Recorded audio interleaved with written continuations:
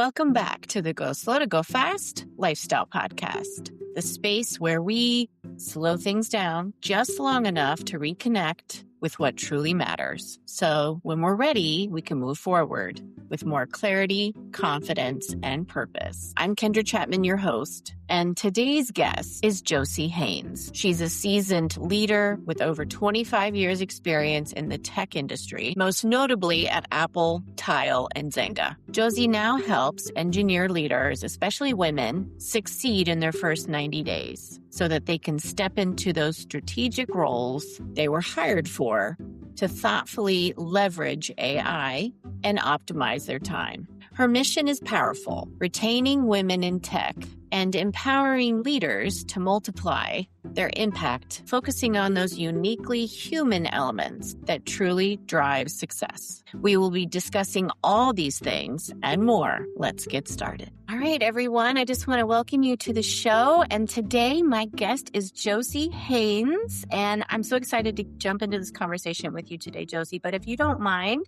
before we get into your story, can you share a little bit about how you go slow to go fast? Yes. I love this philosophy of going slow to go fast because I've lived both sides.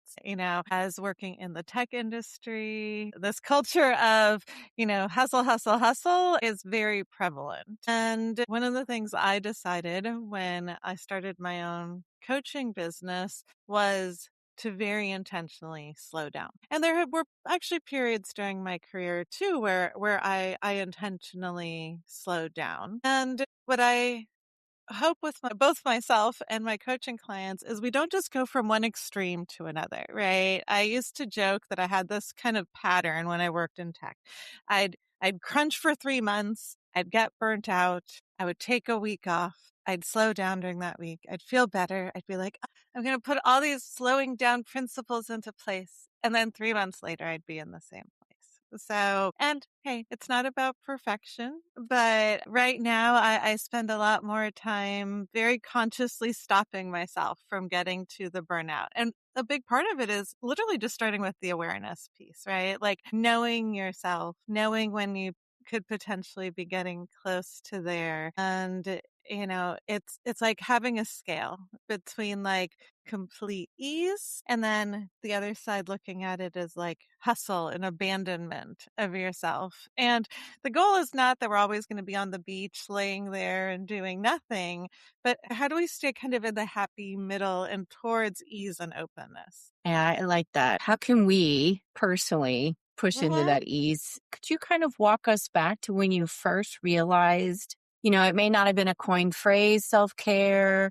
but when did you first realize that you needed to work those strategies into your day-to-day or every 3 months, however you kind of came to that idea? When did you start to realize that was important? Yeah, so there was actually kind of a pretty big pivotal moment. So, in 2014, my mom unfortunately passed away after an 8-year struggle with Alzheimer's. And that 8-year period had been very hard for me. I was growing very quickly in my career and at the same time remotely caregiving my mom and my dad and going out there and visiting a lot. And I actually even went out there after my mom passed away and lived in Florida for 9 months to take care of my dad and came back here. And I was so in this focus of like, my job is to both take care of others and grow my career. I never really even slowed down. Like I took like a month of FMLA leave, like right before she passed away, but that was pretty much it. And it's not like taking FMLA leave in the middle of like, that was really a break. And so after that, a few years later, I ended up at Apple and from outside, my career looked great. I had some very successful times. One of my teams, I managed the Siri media team, which is Siri on Apple TV. We won a technical Emmy. I also managed the Siri music team during the development of the HomePod. I started Women at Siri, and yet it was a really hard 2-year period for me. I felt very isolated and alone. I went through a lot of burnout. There's a lot of other things where it was very much like this fast culture as well. And by the time I left I was both burnt out and going through a lot of imposter syndrome. I thought I was a terrible manager, despite the fact that I had people tell me I was the best leader they'd ever worked for. And this was the first time in my career when I literally slowed down. I took 6 months off. I didn't know what I was going to do. In fact, I thought I was going to leave tech entirely. And it is the first time I really dove into personal development. I learned about journaling. I really dove into meditation. And it's funny because even during the time that I was taking off, like my husband joked that I was the most productive person, unemployed person he's ever met. Because for anybody who knows me, like I love doing things, right? I love learning. And so I actually spent a lot of the time just like geeking out on learning. But it really was very much like deep work time, not just like this hustle and visibility. When I got back into tech after that period, while I still had a few times of those like 3-month burnout stints, like I had enough of the awareness to be like, I can do things differently now. And that was before 2020, right? So Yes. you were having Yeah. those ahas before a lot of the world did. Yes. Yeah. I left Apple in January or February of 2018. Hmm. So, Okay. So you were right before the curve of yeah. lots of self-care realization, which is good because, good and bad. I mean, I know you lost your mom and had to slow down during that time, even though you were working probably double time. Yeah. So it was a lot up and down. What have you, kind of chosen to lean into now that's different than when you were burning the candle at both ends? So, a few things, right? And it's fascinating because even in 2018, when I started looking at the research and all of these things, like you look at productivity research, it's been around since the 80s, 90s, looking at corporate America, and it really shows, and a corporation actually worldwide, not just in the US, and it actually shows that for knowledge work, after about 30 to 35 hours a week, your brain is shutting down anyways. Like you're going to become a lot less productive. So there's that one piece of it. And then the other piece is with the dopamine hits of things like email and Slack and social media and now things like 30-second videos with TikTok, right? It's part of it is being very intentional about how you spend your time. And it is really this intentionality. And it's very hard to sometimes like slip in back into these patterns. Like outside of LinkedIn, which I basically kind of have to be on for running my business, I've gotten off all the other social media platforms just because I'm like, I can't do this to my brain. And then even with Slack, which I use regularly with my coaching clients and also in some of the communities I'm in, I have to be very intentional about, okay, when is Slack open? When can I check it? And it's really about creating these habits and practices. And it all ties back to having a focus. And one of my favorite authors and persons who talks about this is Cal Newport. And he's written a number of books on this. My favorite is Slow Productivity. And he really talks about that it is so important to understand what your goals are. Like, because if not, you can default to shallow work because that's the easy thing to do. Like, it's much easier to respond to email, to respond to a quick Slack message than it is to sit down and do some critical, deep work. And so things like doing fewer things at once, like working at the pace that works for you, like designing your calendar in a way where like that's aligned with your energy. Like these are all things that I've put into place to help me. And again, like I said, it's not about perfection, but every week at the end of the week, I spend a few minutes reflecting. Where am I on that scale of feeling like I'm in ease and openness to on the scale of like, I'm hustling, I'm burning myself out in abandonment, right? And when I notice myself going towards the burnout side, I'm like, okay, what is it that needs to shift? And it's not about going from one extreme to another, because that's like the closer you can just keep yourself in that little happy medium, the better it is.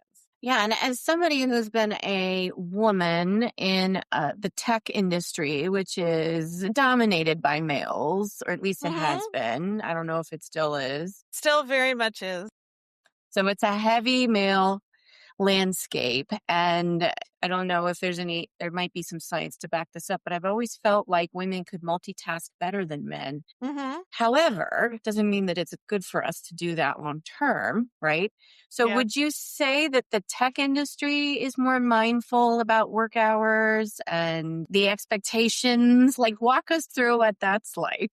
No, and it's interesting because I feel like there was a time in the tech industry where this was being talked about more, right? During COVID, for instance, when we all ended up on Zoom meetings all day, every day, Microsoft actually ended up doing a research study and looked at people's brain waves of people who were in Zoom meetings all day. And they had two groups. One was just in back-to-back Zoom meetings. They checked their email between Zoom meetings. And the other group, they gave them access to the Headspace app, which is a meditation app. And they just said 5 minutes between your meetings, use the app. It was really fascinating. The people who were just in back-to-back meetings all day with no intentional breaks, their brains were in red fight or flight mode by the end of the day, even if nothing out of the ordinary happened in the meetings. The people who ended up doing just the little 5-minute meditations, their brain waves were actually pretty close to green, calm, they were just a small amount elevated from the morning. And so I feel like there had been kind of this trend on, all right, how do we tie productivity to enabling people to do their best work? And not everywhere in tech, but I do feel like there had been a bit of a trend towards hey, how do we make this work? Then we've started having a tech downturn, late 2022, early 2023. And I'm sure you've seen all of the news about layoffs in the tech industry, which, everyone claims is AI, but is a big part over hiring during COVID. But that's a whole other thing. Yeah, I just saw an But article about Meta, yeah, yeah, recently. yeah. And so all these tech companies are, but Hmm.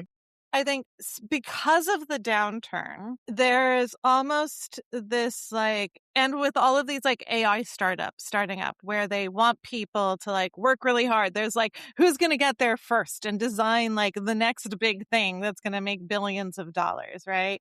There's this concept called 996, which is you work from 9 a.m. to 9 p.m. 6 days a week. And it started becoming a thing here, especially here in the Valley.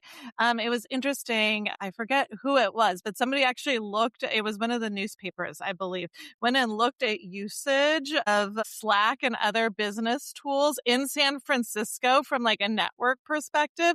And there was actually an increase on Saturdays now of people logging in and working more. And, there's such a cost to this because as I said earlier, you're less productive and you're actually making worse decisions, but it's almost this control piece, right? You can say, hey, the economy is not doing well. You have to do more with less. And now you're required to manage more people. You need to get more technical. You need to learn how to use AI. And if you don't do these things, it means you don't actually care, right? And it is that piece that is so insidious. Yeah, talk about that is an interesting concept because like you said, after 35 hours, we're just not Hmm. that productive. So No, why we've got the data, we have a baseline, but yet we're thinking with AI that we need to have less people working more. So yeah, there's definitely a disconnect there. right. And I think one of the things that is very interesting around this is a challenge we've had in knowledge work since the beginning of knowledge work really becoming a thing, which is if you're in a factory and you're making cogs, right? You Right. can directly measure this, you made this change and you get more cogs produced, right? There's Hmm. a direct way to measure productivity. but we don't really have a great indicator of what it means to be productive. In fact, Yeah. like one of the big discussions in AI right now is like, yeah, we're all using these AI tools, but is it actually making the teams any more productive? And measuring that impact is actually very hard. And there's no real great definition of what it means to be more productive. And because of that, what people default to is doing lots of things in a visible manner. And so this is Mm, where it's that like visibility trap. You're responding to more emails, you're responding to Slack right away, you're showing up to meetings, and that can from the outside look like you're very attentive and productive.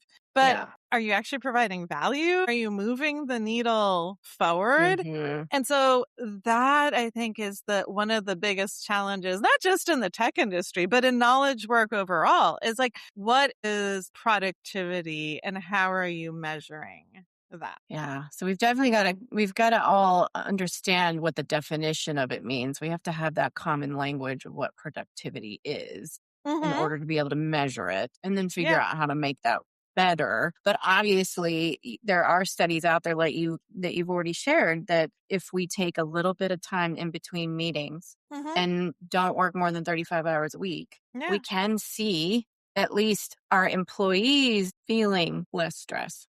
Yeah. So, And Google did a really interesting research study. I think it was called Project Archimedes or something like that. I think it was like 7 or 8 years ago. It's been a while now.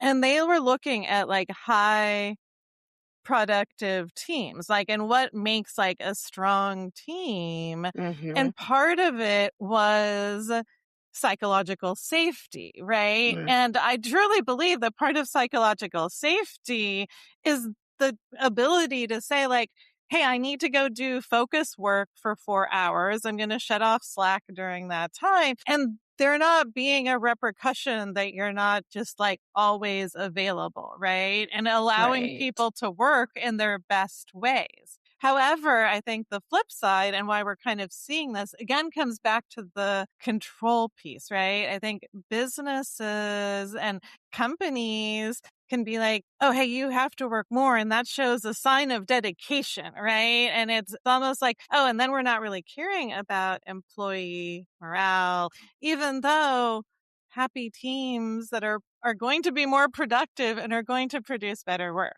And so Mhm. it's that very interesting dichotomy. And I mean, what's crazy is with the leaders that I work with at some of these companies, it's not just burnout. I've worked with multiple coaching clients who've been diagnosed with PTSD. I've worked with women whose like hair is literally falling out because they are going through so much stress because of having to keep working in unsustainable fashions. And then I'm not saying that every company is like this. Like part of the Mhm. work I also do is helping people figure out, hey, if you're in a toxic environment, like, yes, the job market in tech is not what it was 5 years ago, but we can still spend some time in figuring out, like, where do you find sustainable workplaces because they do still exist, right? I think that's one of the problems with social media. You also keep hearing like the extremes because that's what gets the clicks. And you don't hear about Mhm. the fact that no, there are still companies who care about these things. So I also don't want to be like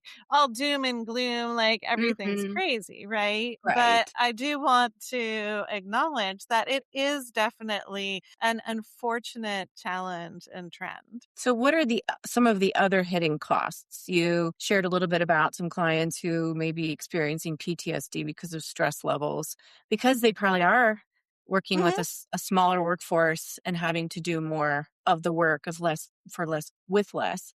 Yeah. What are some other hidden costs that you've observed? I mean, and this again is one of those things that's ironic because is like you get more turnover in companies, right? So like that's the hidden cost to the corporations Mm, is people are leaving because they just get burnt out. They cannot keep doing this day in and day out. And the replacement cost for an employee is at least 150% of their salary.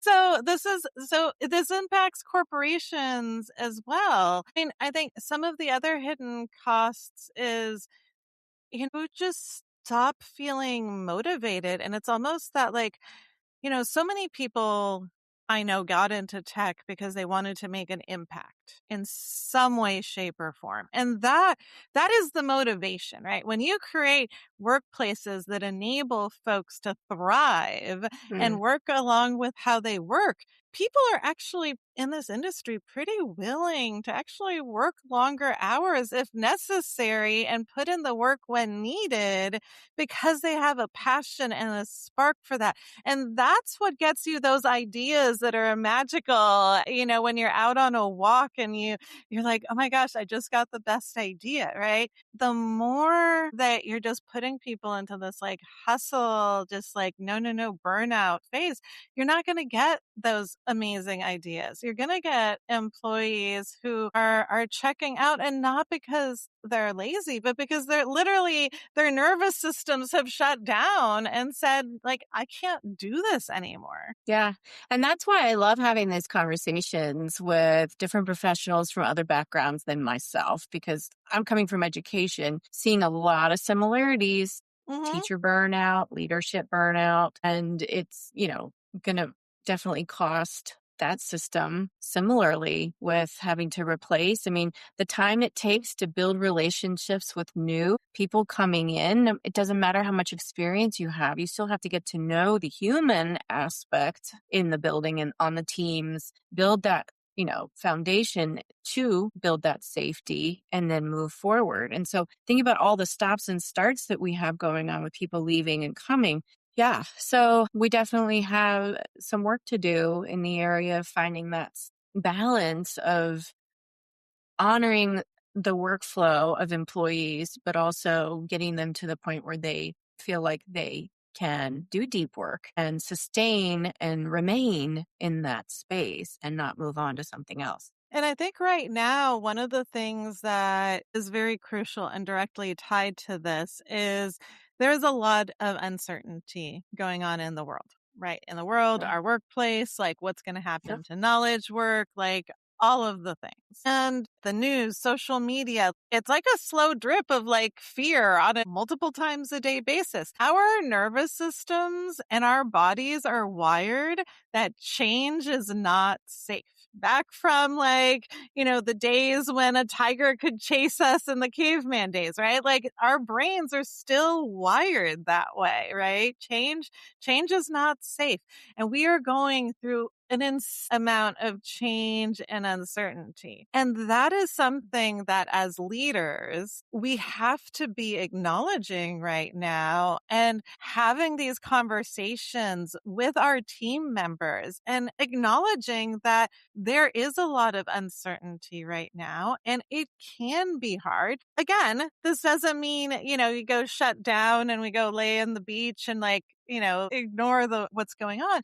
But it's also the more that you give space to this acknowledgement piece that yes, this is hard. And as a team, as a community, like how do we figure out how to process and navigate this uncertainty so that we can all thrive is a conversation that is not happening in day-to-day workplaces, but I think is so crucial. I'm thinking of how coaching could be in the Hmm. workplace such an amazing tool for leaders to use. And I've come across many leaders in my time in education who had heard of the word coaching, but they weren't really sure what it was, or they kind of thought it was more like sports coaching. And how do you do that in the workplace? But it's just like what you said. If you start having conversations about the reality in the workplace, then you can either coach a group through that or you can Hmm. coach individuals through that. And I also wonder, when did we start this stigma about coaching? I Yeah. came from in a space where it was always encouraged, and that's how you grow from sports and in professional spaces. But I just Hmm. feel like it's taken this negative connotation Yeah. recently. And I think, originally, if in the tech industry you got a coach, it was like you were struggling and your boss went and got you a coach, right? And so there was like, oh, there's something wrong here and you need a coach to see if we fix it or you're leaving, right? Mm, But like you said, the highest performing athletes in the world have coaches, and it's not because they're doing something wrong. It's because they want to get to even a higher level in a sustainable way. This goes back to our whole conversation, in a yes, sustainable way so that they're not burning out, right? And I think right. in tech, there's almost this reward with self-reliance and problem solving, and I can do it myself. And I think that can also mean that people fall into this pattern of like, well, I'm smart enough. I can do it myself. And I always tell so many of my coaching clients this, which is I'm often not here to teach you something new or something that you don't already know.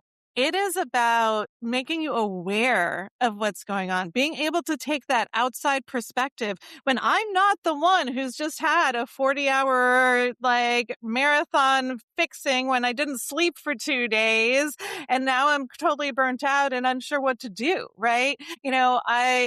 I work with people one-on-one mostly. I also do group, but I work mostly with folks one-on-one, and I work with not that many clients at a time because to me, part of the power is being able to have that space, right? I can have, one of my coaching clients the other day was like, how is it that you always have these great ideas? And I said to her, it is not because I know a ton more than you do. I just have space, right? I have 2 hours before this where I got to sit here and kind of think about this while I went off on a walk. And I don't have the stress of a coworker yelling at me, right?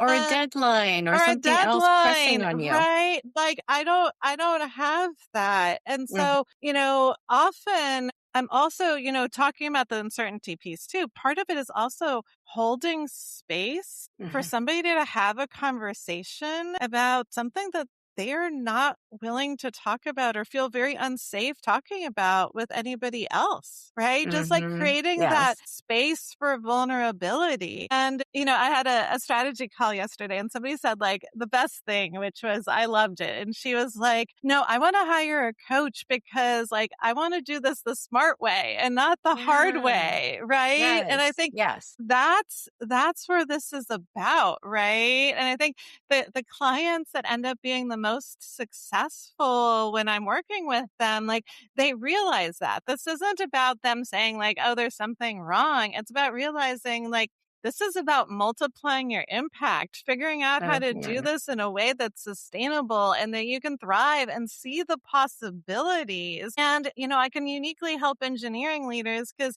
I can go deep on the technical problems. I can see the 10,000-foot strategic view. And I'm also well trained in the mindset patterns that are keeping people stuck. Most folks either don't have all three of those experiences or only really thrive in one of them. And I can do all three well. So like Mhm. that's the thing is like, and I also tell people coaching is a very personal thing.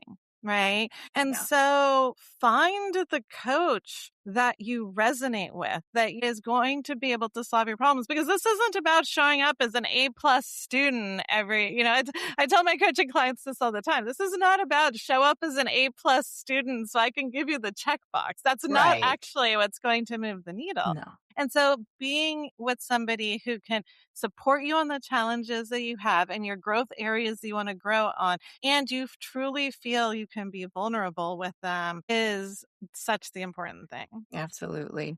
I think, yeah, we've got to battle that stigma of it being a weakness to need Hmm. a coach and Yeah. make it more of a no, it's a tool. And if you Yeah. use it well, it can be one of your superpower tools to really Yes. gain what you need to add into your practice in a Right. And quick it's click. interesting because leaders are told, like, hey, part of your job as a leader is to coach your team Mhm. members, right? So Mhm. it's normalized from that perspective. Yeah. Like, you coach your team members, but it's almost like you're kind of like, I think it is a little bit of that like self reliance piece is like, oh, but why do Mhm. I need an external coach? And Mhm. it's like, well, especially because, well, as you go up the career ladder, there's going to be less people in your workplace who can support you. I mean, like, that is the honest, like, truth of it. Like, if Yes. you're a VP of engineering at a smaller, medium sized company, there might not be another senior technical person at that level that you can have an honest, vulnerable conversation with. Like, that's the other part of it.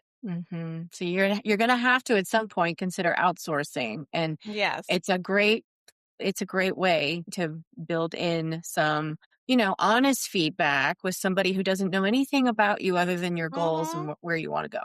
Yeah. Yeah. Yeah. And, one of the things I tell people is like, I'm going to give you all the ideas, right, that I have that come to my mind. I'm going to show with you like what I see, what I don't see, like, where I think it is holding you back. But I'm not here to dictate, right? Like, Right. I don't have skin in the game. I am here to, my goal is I'm going to show up. I'm going to do my best ability to support you. And you get to show up to this dance. Like, these are your decisions to make. I am here to help Mhm. guide. But Mhm. it's also not about giving away the power, right? It Right. really is like a co-creation of your next step. Yes. Yes. Because really, you're supporting, in my background with coaching, I was always supporting my clients or the teachers and Hmm. colleagues I'm working with in their own thinking. I'm Yes. not doing anything other than posing questions and getting them to, like you said, be aware of what they already know and then what their next step is going to be. Absolutely, right? I think the Yeah. biggest power is what are the questions that I'm Hmm. asking that either they haven't thought to ask themselves or they feel scared to ask themselves. Yeah. So, outside of thinking about adding a coach into your practice, what could leaders out there, listeners and viewers out there, rethink about productivity, Yes. trust, performance, or all three of those? Yes. So there's a few things that I like to give people as like, here's things to have in your toolkit, right?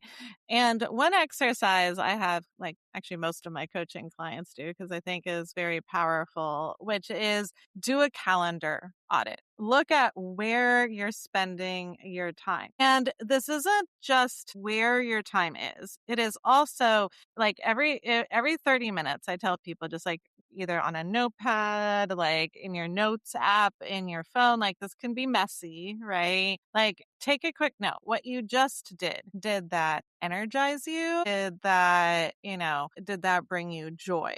Right? Like, and because it's important not just to be like, okay, am I working on the right things? But it's also understanding like where your energy levels are during the day. And what I find is, there's so much productivity advice that talks about like you wake up at 5 in the morning and you have the crazy morning routine. And that's how your day is going to be the most productive ever.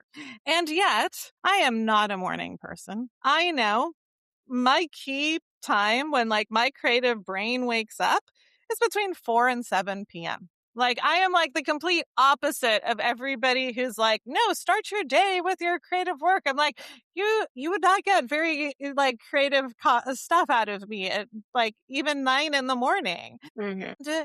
So part of it is really like learning to look at what does that look like for you personally, because each Right. person can have a very different rhythm of when they do their best work.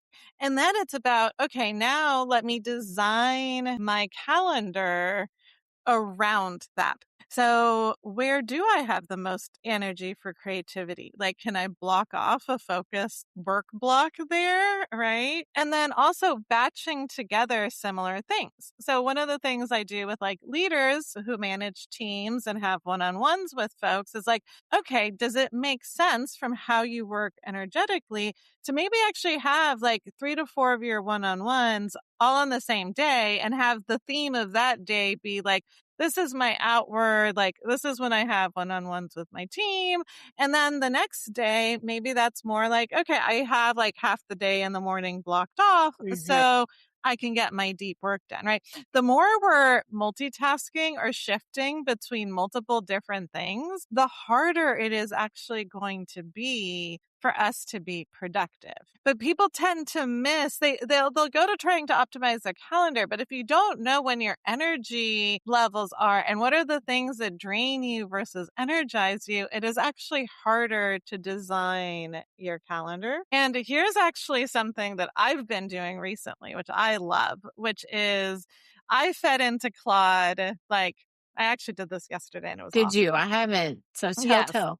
So I fed into Claude, like, here's my current like meetings that I have. Like, here's like how I like my schedule to look like. Here's where the things that I'm trying to schedule.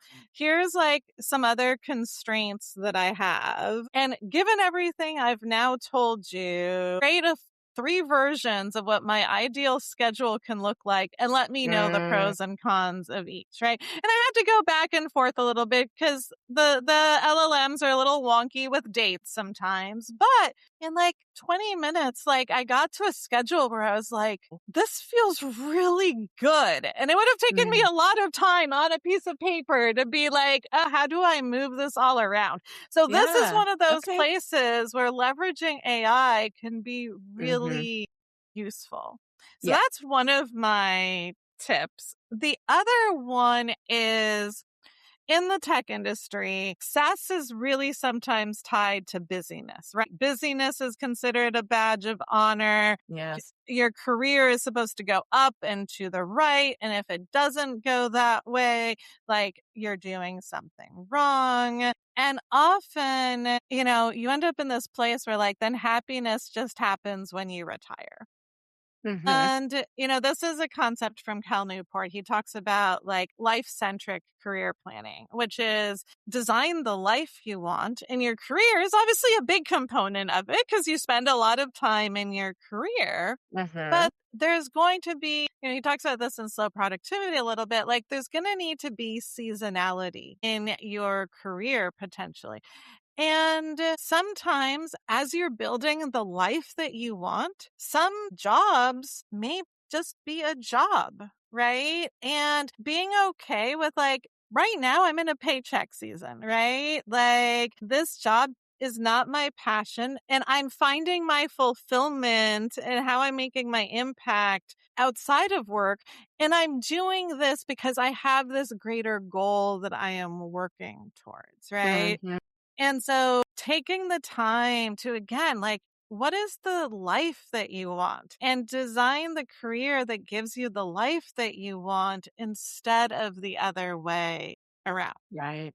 And like you said, it can be attributed in a way to what we value, Yes. and what we're passionate about. Mm-hmm. So parts of our day in our calendar, if we focus in on the areas that we're passionate about for periods of time where we're productive, we're going to probably feel better at the end of the Yes. day because we maximize those. And then, we also have to be thinking about the seasons of our career in life. Like And right life. now, it can look totally different than it will in 10 years or the Yeah. way it looked 10 years ago.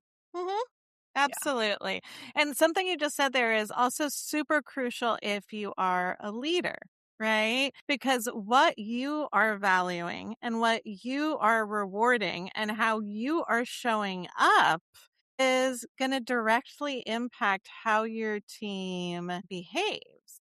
So if Mhm. you're rewarding output and responding in Slack right away, and you're doing that, and you're talking about the fact that you're working till midnight and on weekends, and you're just hustling, that is what your team is going to Mhm. be set up to believe is what they should be doing. And Yes. so if your best people are burning out, the Gotta look at problem yourself. could be how you're showing up. Yes, agreed. I can remember thinking to myself when I was a school leader, I have to get this off my brain. I have to write an email. If I don't, I'll forget it. But knowing that and also the impact to my team, I set it as a scheduled email to go out the next morning instead of that night, right when it came to my mind. And I had to build in those boundaries of do what I can for myself, but also make sure I protect my people. Yeah. Yeah. Yeah. And they don't even need to know what's going on No. because it's probably better for them not to because they don't Yeah. need to know she's up writing all these emails at 1 a.m. because they might, it can make them feel anxious that they, like you said, that they need to do the same when they don't. Yes, So yes, absolutely. we need to think about what we want to curate and what we value in our Hmm. workspaces. Yeah. Yeah. And, the thing that gets me every time when I think about promotions and Hmm. roles, just because we were great at one level doesn't mean we're going to be amazing at the next level because we But didn't yes. have, maybe the support Hmm. in between to get us there. We just were quickly promoted and then we had to figure out the next thing. And we tend to forget that we might need a coach in those Yep. situations to get us Yes. to that next level. Just because we have the title doesn't mean we always know what to do in that Yeah. space. Yeah. Yeah. Okay. Well, Josie, this has been a great conversation. Do you have any final thoughts that you want to share with our listeners and viewers? I think one thing is slowing down isn't the opposite of ambition, right? I think sometimes those get conflated. And I would say it's actually the thing that makes ambition sustainable. And those of us who are going to thrive in the long term are not the ones who are hustling crazy hours. It's the ones who are taking the time to think clearly about what are the things that are truly going to move the needle and prioritize? And sometimes that means making tough choices, right? I joke with my friends all the time. Like I have 1,000,001 ideas about businesses I can start, things I could do. And I constantly have to tell myself like, nope. That's not happening right now. That's not happening right now. And sometimes that's frustrating because it's like, but I want to do all these things. But then I remember, I'm like, okay. And ultimately, though, I want to do this in a sustainable way and enjoy life on a day to day basis because, again, you don't know what's coming, right? And so it's really about like, treat it. This is not a sprint. This is not those 3-month burnout sprints, right? Like, really treating it as like a marathon and a learning experience. Right, right. Now, for the person in me that likes to make a million lists, are you putting all those amazing ideas on a list for later? Yes, yes. So Okay. I have like a journal where I like write things down, and it's funny because like anytime I end up on a phone call with somebody who's like, "Oh, I want to figure out what to do next." Like I have 1,000,000 ideas. My friends all joke. They're like, "Josie, you are great. You always show up with like an idea that I hadn't thought of what I could do with my life." I'm like, "Yes." Yeah. Yeah. But it's like you said, we got to figure out what to focus on Yeah. and not get distracted on all the other million things that are floating out there. Yep. But I do like having a list or a journal or something that sometimes you just need to get it out of your Mm-hmm. brain, right? Yes. Like sometimes it's literally Yes. about like, okay, I can't just have this thing in my brain. And now that it's written down, it's like, okay, it's not going to disappear. That's right. Okay. Well, I think our listeners and viewers are going to get so much out of this conversation. And I've just enjoyed our time together. So thank you again for being here. Yes, it's been a pleasure. And if your listeners want to find me, look me up on LinkedIn. Just search for Josie Haines. I'd love to connect. I love helping engineering leaders make a bigger impact. And I say, actually enjoy Monday mornings again. Mm, So if that's something you're struggling with, reach out. I'd love to chat more. we'll put all of Josie's contact information in the show notes as well. So thank you again. All right. Thank you. Thanks for listening to today's conversation with Josie Haines. For me, it was a very practical and reflective conversation, and so I hope that you were able to take something away as well. I love the reminder that we are co-creators of our day, our schedule at work and at home. So why not build it the way that we want to live it, right? With a little intention and reflection. And let's not forget to review it once in a while so we can make sure it's what we want consistently to align our day with our values, which is and should be our purpose for life and work. And as long as those are aligned, we should be able to live life the way we truly want, whatever season we're in. If you're still listening, that means something in this episode resonated with you. I hope that you'll take a moment to jot down what you want to remember. And maybe even one small way that you can begin to apply it to your life. If you haven't subscribed already, I hope that you'll take a moment to pause and do that now. And once you subscribe, you won't miss any future content, and you can go back and binge all the episodes in my catalog. And make sure to share the ones that you think will resonate with friends and family. And check out my socials. I love to get comments and feedback from listeners and viewers like you. I have an Instagram account, a Facebook account, and a YouTube channel. So definitely hit me up and share how these episodes are resonating with you, what you'd like to hear more about. Is there a topic that you'd love me to explore? Or what do you want to hear more of? Just let me know. And as always, remember, the light in me honors the light in you. And as you head into the rest of your week, let your light shine through. Go slow to go fast, and thanks for listening.